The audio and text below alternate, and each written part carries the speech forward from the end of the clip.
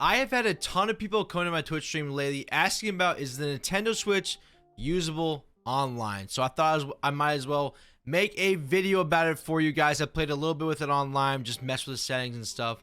But I want to put together a full video kind of to show you guys. We did do a full ranked seasons game on it, but kind of a little bit more in depth on this video. You guys killed the last Nintendo Switch video, so I thought I might as well make another one for you guys. Now, before we actually get into the video, if you guys should leave a like for me, if you guys do enjoy the content, make sure you guys subscribe as well. Do not miss any video. Make sure you guys turn on any notifications for you guys. That way you guys never miss anything. And make sure you guys comment down below. Give me some intake on your guys' thoughts on the Nintendo Switch. Is it a W? Is it an L? We'll go over right here. Let's get right into it. Now, before we actually get into Diamond Dynasty and talking about the online gameplay, I wanted to go over the controller and what you should be using for the Nintendo Switch. So as I know right now, there are two controllers you guys should be using, especially if you are trying to play online. Now, the first one that I have is actually right here. It is the Powerade Nintendo Switch controller.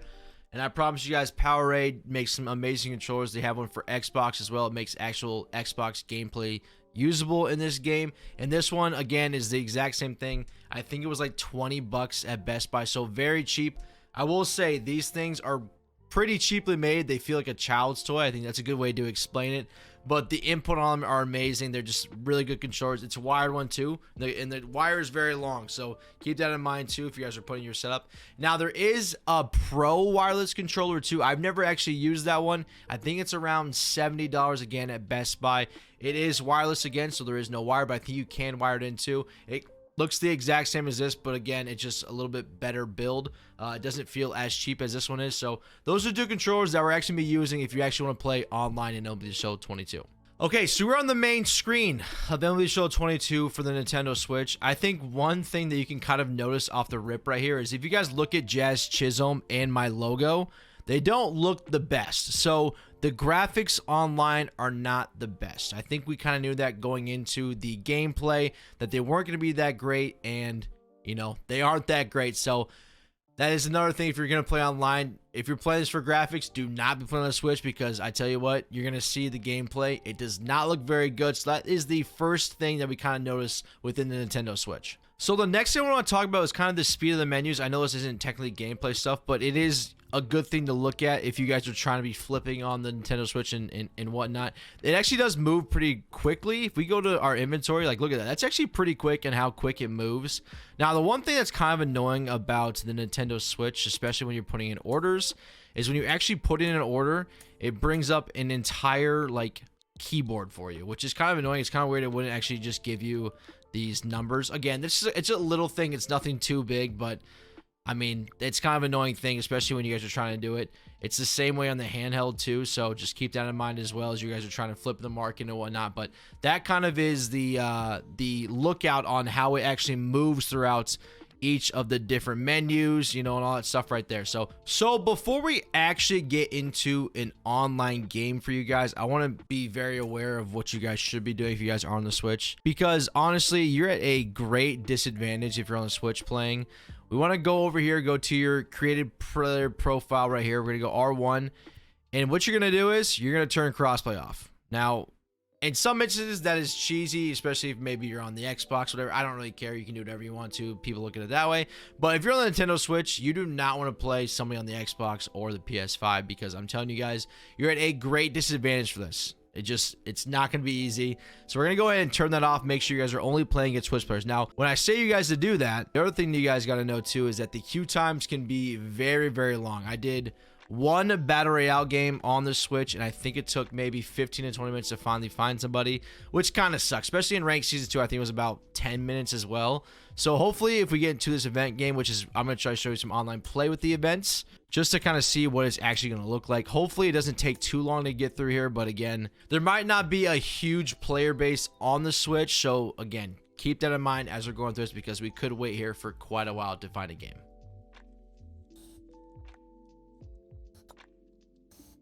So that wait actually was probably less than a minute. I actually wasn't too long, so that's kind of a W. I will say, like I said, when I was playing in Battle Royale and ranked seasons, it seemed like it took a lot longer, unfortunately. But the event kind of went quick right there. So let's get some online gameplay. Let's show you guys what it's going to be like and what you guys can expect moving forward with online gameplay in the Nintendo Switch. All right, so one thing you can look at too is a lot of Nintendo Switch players have really, really bad teams.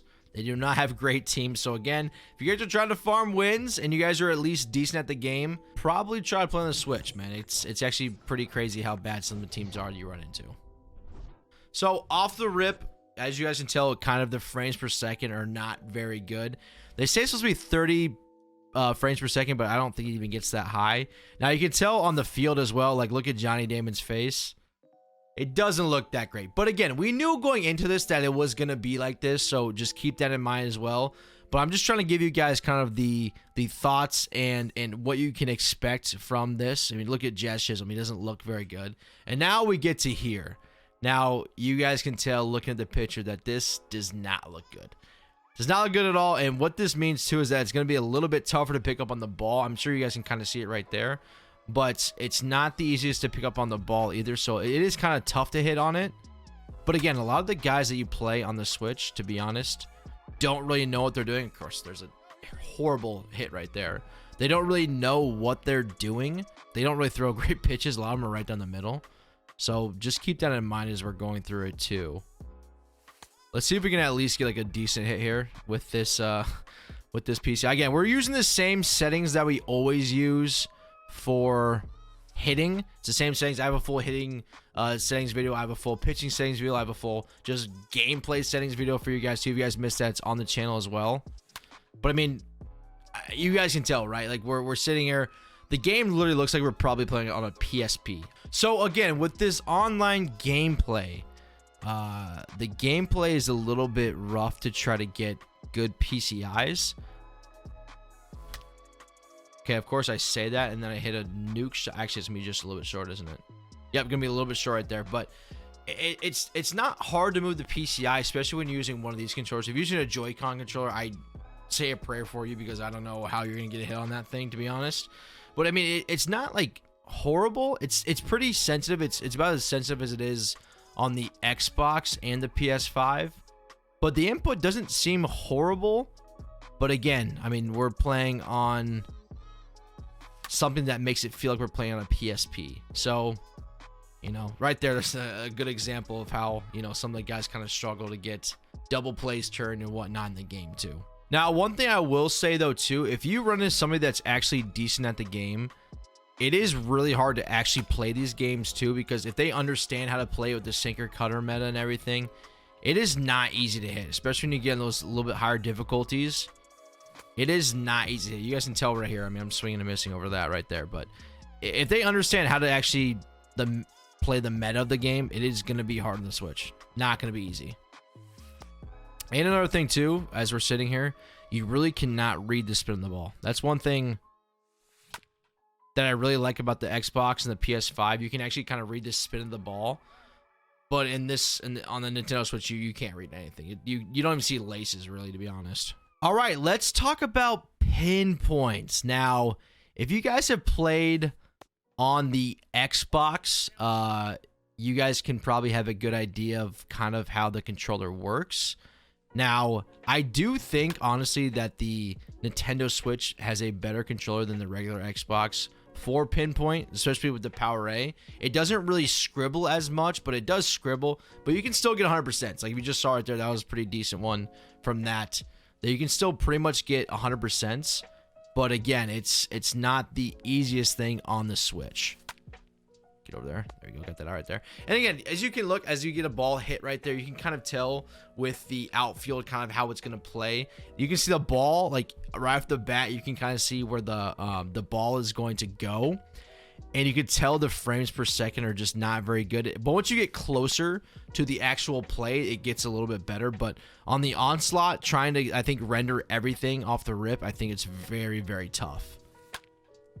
And we just get up a home run right there. So that's great. That's a good pitch right there, Ray. Oh, he's going to replay it on me too. Okay. Okay. Oh, you can actually see the seams on the ball right there, actually. Okay. You can just kind of see the seams of the ball right there. I think once it zooms in a little bit, you can kind of see it a little bit better. But other than that, it's not the best. It's really not the best. Okay, here's 100%. Get over the Jazz.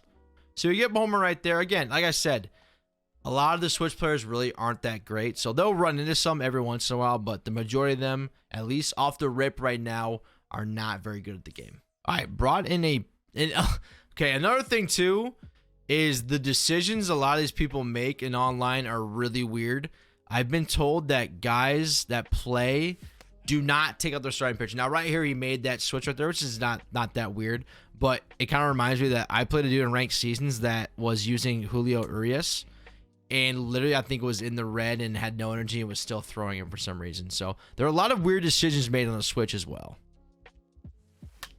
Get through there, Cody. There we go. Nice little from Cody Bellinger right there.